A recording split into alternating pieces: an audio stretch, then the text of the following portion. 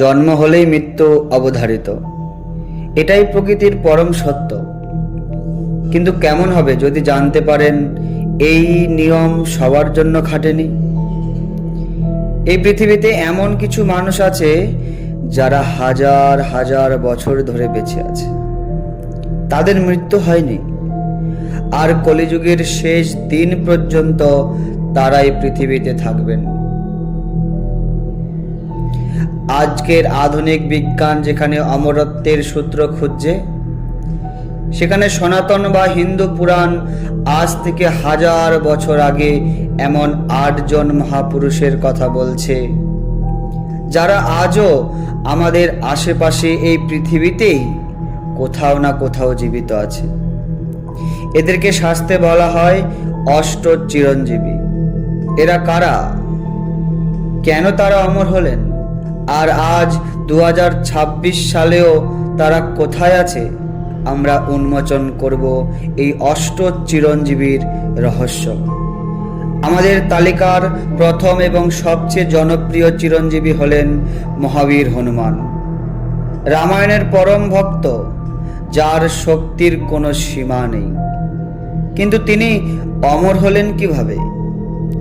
লঙ্কা বিজয়ের পর যখন ভগবান শ্রীরাম এই পৃথিবী ছেড়ে বৈকুণ্ঠে ফিরে যাচ্ছিলেন, তখন হনুমানজি তার সাথে যাওয়ার জন্য তীব্র ইচ্ছা প্রকাশ করেন। কিন্তু শ্রীরাম হনুমানকে এই পৃথিবীতেই থেকে যাওয়ার জন্য নির্দেশ দেন।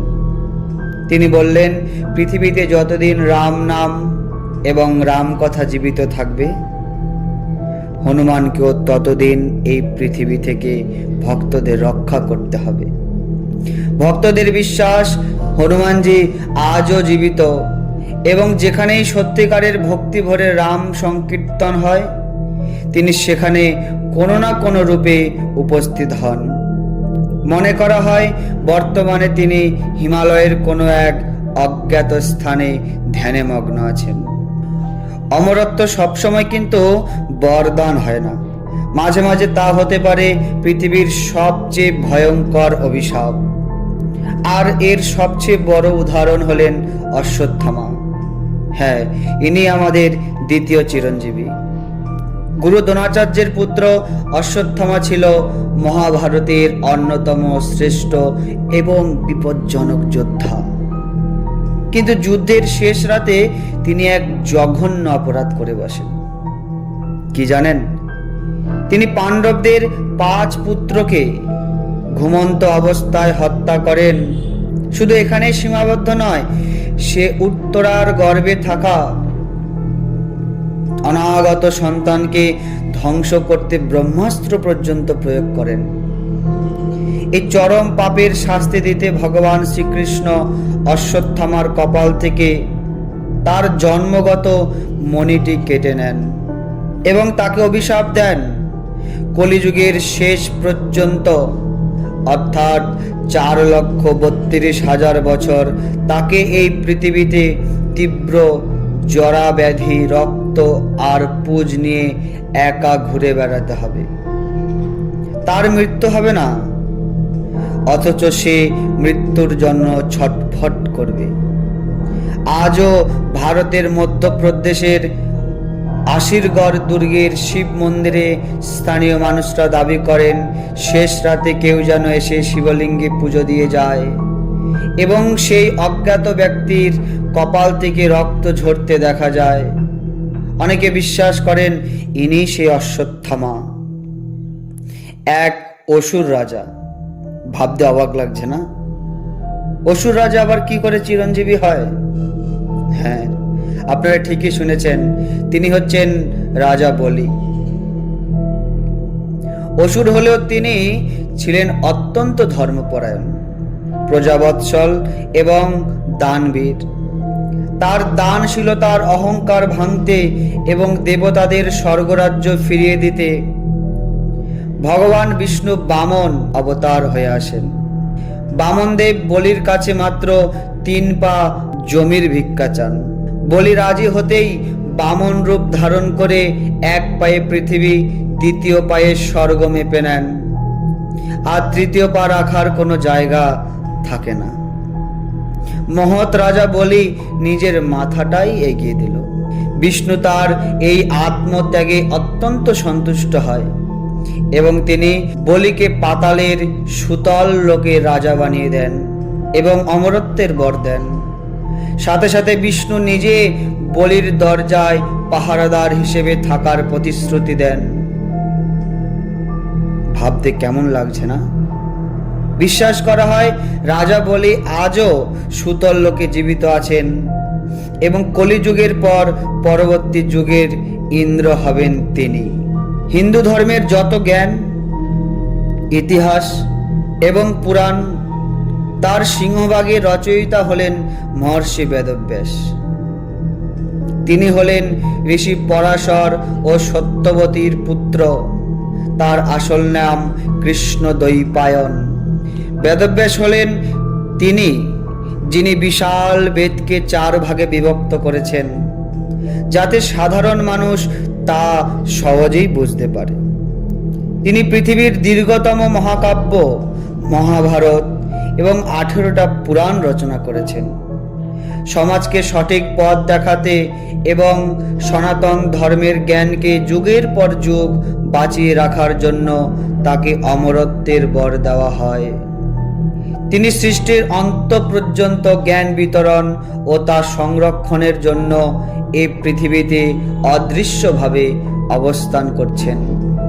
রাক্ষসরাজ রাবণের ভাই হওয়া সত্ত্বেও অধর্মের রাজত্বে তিনি ধর্মের পতাকা তুলেছিলেন। তিনি হলেন বিভীষণ। তিনি রাবণকে বারবার বোঝানোর চেষ্টা করেছিলেন যে সীতাকে ফিরিয়ে দিয়ে রামের শরণাপন্ন হতে, কিন্তু রাবণ তাকে লাঞ্ছিত করে লঙ্কা থেকে বের করে দেয়। বিভীষণ তখন শ্রীরামের পক্ষে যোগ দেন এবং লঙ্কার যুদ্ধে রামকে জয়ী করতে সাহায্য করেন। রাবণের মৃত্যুর পর শ্রীরাম বিভীষণকে লঙ্কার রাজা হিসেবে অভিষেক করেন এবং তাকে অমরত্বের বর প্রদান করেন, যাতে তিনি লঙ্কার প্রজাদের সুশাসন দিতে পারেন এবং পৃথিবীতে ধর্মের আলো জ্বালিয়ে রাখতে পারেন। কৃপাচার্য। মহাভারতের আরেকটি গুরুত্বপূর্ণ চরিত্র হলেন এই কৃপাচার্য। তিনি ছিলেন হস্তিনাপুরের রাজগুরু। কৌরব এবং পাণ্ডব উভয় পক্ষকেই তিনি শাস্ত্র ও যুদ্ধের শিক্ষা দিয়েছিলেন। কুরুক্ষেত্রের যুদ্ধে তিনি কৌরবদের পক্ষে লড়েছেন ঠিকই, কিন্তু তার মনে কোনো অধর্ম বা লোভ ছিল না। তিনি কেবল রাজধর্ম ও কর্তব্যের খাতিরে যুদ্ধ করেছিলেন।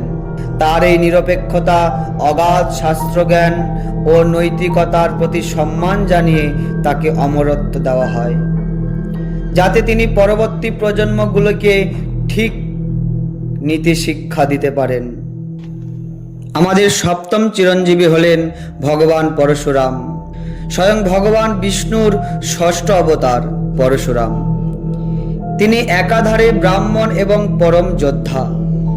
যখন পৃথিবীতে অত্যাচারী ক্ষত্রিয় রাজাদের অধর্ম চরমে পৌঁছায়, তখন তিনি পরশু বা কুঠার হাতে 21 বার পৃথিবীকে অত্যাচারী রাজাদের হাত থেকে মুক্ত করেন।